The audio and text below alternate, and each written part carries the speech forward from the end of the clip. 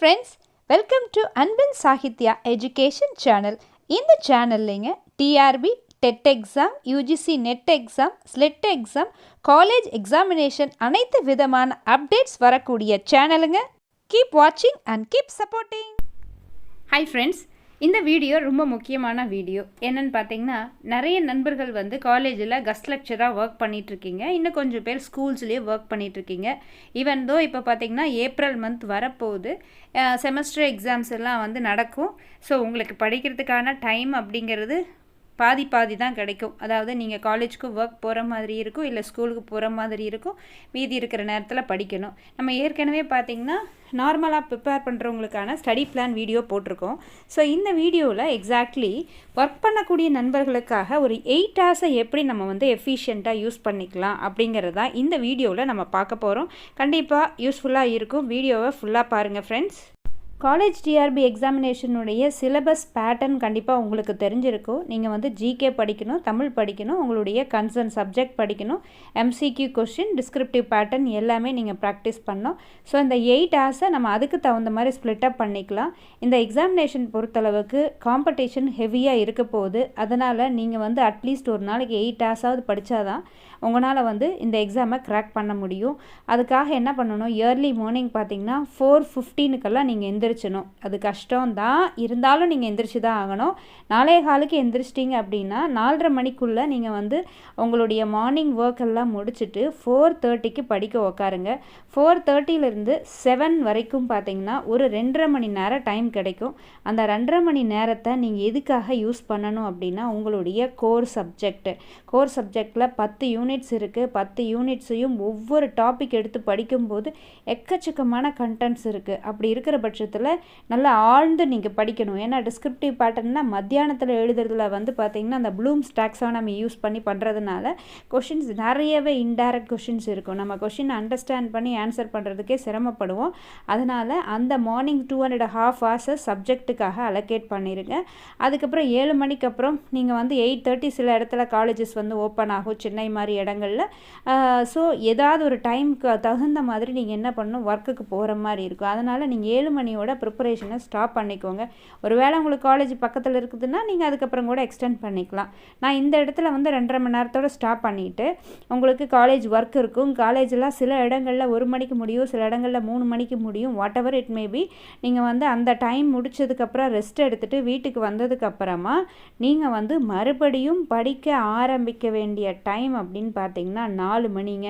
4 மணிக்கு முன்னாடியே நீங்கள் உங்களுடைய எல்லா ரொட்டீன் ஒர்க்ஸையும் முடிச்சிடணும். காலேஜ்லேருந்து வந்துடணும், தூங்கி எந்திரிச்சிடணும், ரெஃப்ரெஷ் பண்ணிக்கணும். நீங்கள் அது ஒரு வேளை உங்களுக்கு அந்த கேப்பில் டைம் கிடச்சிது அப்படின்னா நீங்கள் அட்லீஸ்ட் அந்த அன்னைக்கு கரண்ட் அஃபேர்ஸ் பேப்பர் பார்க்கலாம், இல்லை வேறு ஏதாவது கொஷின்ஸை நீங்கள் பார்க்கலாம். இல்லை இதெல்லாம் எனக்கு எதுவுமே கிடையாது அப்படின்னா நீங்கள் கம்பல்சரி எல்லாருமே படிக்க ஆரம்பிக்க வேண்டிய டைம் வந்து ஈவினிங் 4 o'clockங்க. இப்போ ஈவினிங் வந்து 4 o'clock ஸ்டார்ட் பண்ணிங்கன்னா ஒரு 6:30 வரைக்கும் நான் ஸ்டாப்பாக படிங்க. ஆனால் கண்டினியூஸாக 2.5 மணி நேரம் படிக்க முடியுதுன்னா கொஞ்சம் கஷ்டம்தான். நிறைய டைவர்ஷன்ஸ் எல்லாம் இருக்கும். நம்ம 20 நிமிஷம் 25 நிமிஷத்துக்கு அப்புறமே வந்து ஒரு ஸ்ட்ரெச்சாக உட்காந்து படிக்க முடியாது. அதுவும் வந்து 20 வயசில் படிக்கிறது வேறு, 30 வயசு 40 வயசில் படிக்கிறது வேறு. இருந்தாலும் நம்ம அச்சீவ் பண்ணணும். அதனால் நம்ம வந்து மைண்டை வந்து நல்லா ஃபோக்கஸ்டாக வச்சுட்டு படிக்கணும். ஸோ இந்த 4 to 6:30 ஹார்ஸில் நீங்கள் எதுக்கு இம்பார்ட்டன்ஸ் கொடுத்து படிக்கணும் அப்படின்னு பார்த்தீங்கன்னா, அவங்களுக்கு சிலபஸில் வந்து ஃபஸ்ட்டு பார்ட் ஏல வந்து நம்ம ஜென்ரல் தமிழ் படிக்கணும், GK part with current affairs படிக்கணும். அப்படி இருக்கிற பட்சத்தில் அந்த ஏரியா ரொம்ப வாஸ்ட் ஏரியா, எங்கேருந்து வேணால் எப்படி வேணால் கொஷின் கேட்பாங்க. ஆனால் அந்த 25 கொஷின்ஸும் வந்து பெரிய ரோல் ப்ளே பண்ணணும். அதுதான் இங்கே ஹைலைட்டான விஷயம்.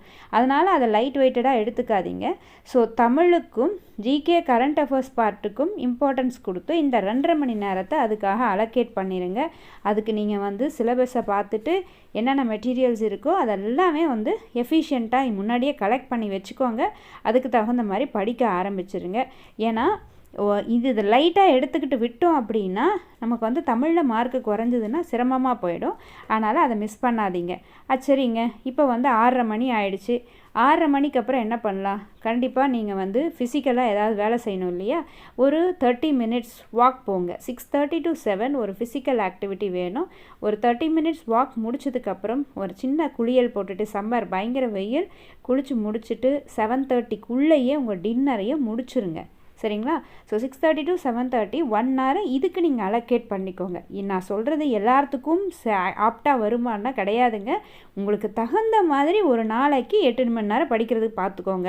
அவ்வளோதான். இது நான் வந்து தோராயமாக எல்லாத்துக்கும் கொஞ்சம் மேட்ச் ஆகிற மாதிரி சொல்லக்கூடிய ஒரு ஸ்டடி பிளான். அடுத்தது பார்த்திங்கன்னா 7:30 மணி நம்ம ஸ்டடி டைம் வந்துருச்சுங்க.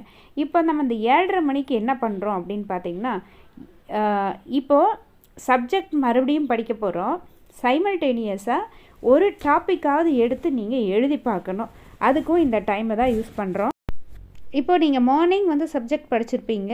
எய்தர் அதனுடைய கண்டினியூட்டியாக படிக்கலாம், இல்லை மார்னிங் ஒரு யூனிட் எடுத்திருந்தீங்கன்னா நைட்டு வந்து போர் அடிக்காமல் இருக்கிறதுக்காக வேறு ஒரு யூனிட் எடுத்துக்கலாம். அது அப் டு யூ, உங்களுடைய சாய்ஸ். காலையில் படித்ததே கண்டினியூ பண்ணி முடிச்சணும்னு நினச்சா இப்போ கூட நீங்கள் எடுத்துக்கலாம்.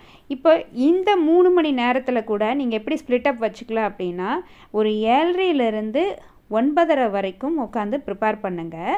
அதுக்கப்புறம் ப்ராப்பராக ரிவிஷன் ப்ராசஸ்லாம் முடிச்சுட்டு 9:30 to 10:30 நம்ம தூங்க போகிற நேரத்தில் நல்லா டயர்டாக ஃபீல் பண்ணுவோம். அப்போ படிக்கவே முடியாது. அந்த நேரத்தில் உட்காந்து 1 மணி நேரத்தை பயன்படுத்தி ஒரு டாபிக் எடுத்து வச்சு நீங்கள் எழுதி பாருங்கள். அந்த எழுதி பார்க்குறது கூட பார்த்திங்கன்னா, நீங்கள் காலையிலையும் நைட்டும் படிச்சிருப்பீங்க இல்லையா? அந்த சப்ஜெக்டுடைய அந்த யூனிட்லேருந்து எடுத்து வச்சு நீங்கள் எழுதி பார்த்தீங்கன்னா, நான் ஓரளவுக்கு ஒரு கான்ஃபிடென்ட் லெவலும் இன்க்ரீஸ் ஆகும். ஏதோ நமக்கு படித்ததில்லை, ஞாபகத்துக்கு வருது, தப்போ சரியோ டிஸ்கிரிப்டிவ் பொறுத்தளவுக்கு எழுதி பார்க்கணுங்க. ஏன்னா நம்ம வந்து அதிக நேரம் பேனா பிடிச்சி எழுதக்கூடிய பழக்கமே நம்மக்கிட்ட இப்போ ரொம்ப குறைஞ்சி போச்சு. எல்லோரும் மொபைல் ஃபோன் யூஸ் பண்ணி தான் பழக்கப்பட்டிருக்கோம். இப்போ நம்ம அதிகமாக எழுதி பழக்கப்படலை.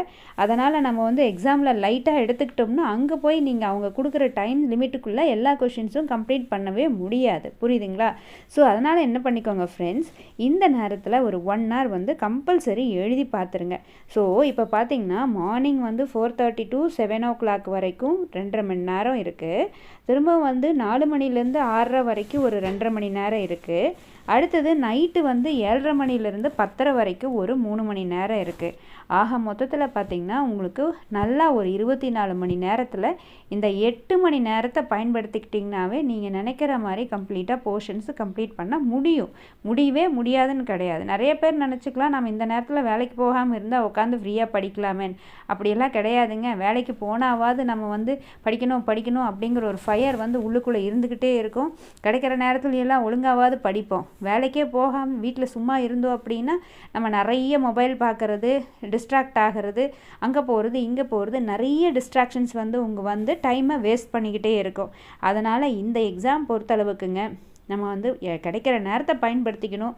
உள்ளுக்குள்ளே ஒரு ஃபயர் இருந்துக்கிட்டே இருக்கணும். படிக்கணும், பாஸ் ஆகணும், எப்படியாவது வேலைக்கு போயிடணும். அதுவும் கஸ்ட் லெக்சராக ஒர்க் பண்ணக்கூடிய ஃப்ரெண்ட்ஸ்க்கு தெரியும் அங்கே உள்ள வேலை பார்க்குறது எவ்வளோ கஷ்டம் அப்படிங்கிறது. அப்போ நீங்கள் அதே காலேஜில் நீங்கள் பெர்மனண்ட் எம்ப்ளாயாக மாறணும் அப்படின்னா இந்த ஃபயர் உங்களுக்குள்ளே பேர்ன் ஆகிட்டே இருக்கணும். அந்த ஃபயரை நல்லா பேர்ன் பண்ணுங்கள். இருக்கிற நேரத்தை எஃபிஷியண்ட்டாக யூஸ் பண்ணுங்கள். நம்ம ஏற்கனவே நம்ம அன்பில் சாகித்யா சேனலில் 100 days ஸ்டடி பிளான் கொடுத்துருக்குறோம். அதை பாருங்கள். அந்த 100 daysல நீங்கள் எப்படி வந்து ஒவ்வொரு போர்ஷன்ஸையும் முடிக்கணும், என்ன பண்ணணும் அப்படின்னு கொடுத்துருக்குறேன். ஸோ இன்றைக்கி வீடியோ வந்து எக்ஸாம் ப்ரிப்பேர் பண்ணக்கூடிய ஃப்ரெண்ட்ஸ்க்கு பர்டிகுலராக ஒர்க் பண்ணுறவங்களுக்கு ரொம்ப யூஸ்ஃபுல்லாக இருக்கிற மாதிரி கொடுத்துருக்கேன். நீங்கள் ஒருவேளை ஃபுல் டைமாக ஒர்க் பண்ணிட்டு வரீங்க அப்படின்னா இன்னும் உங்களுக்கு டைம் கொஞ்சம் குறையும். ஆனால் அதே நேரத்தில் நீங்கள் காலேஜ்லேயோ ஸ்கூல்லையோ இருக்கும்போது அப்போ உங்களுக்கு எப்போல்லாம் பிரேக் டைம் கிடைக்குமோ அந்த டைமெல்லாம் யூஸ் பண்ணிக்கிட்டு எப்படியாவது ஒரு 8 hours வந்து நீங்கள் படித்து முடிக்கிறத பார்த்துக்கோங்க.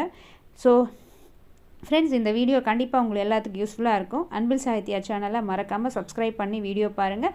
நம்ம சேனலில் வந்து காலேஜ் டிஆர்பி எக்ஸாமினேஷனுக்கான தனி பிளேலிஸ்ட் இருக்குது. அதில் போய் பாருங்கள். நிறைய வீடியோஸ் அது சம்மந்தமாக போட்டிருக்கோம். அதே மாதிரி PG TRB exam, TET exam, SET exam, UGC NET எல்லாத்துக்கான வீடியோஸ் வந்து நம்ம சேனலில் இருக்குது.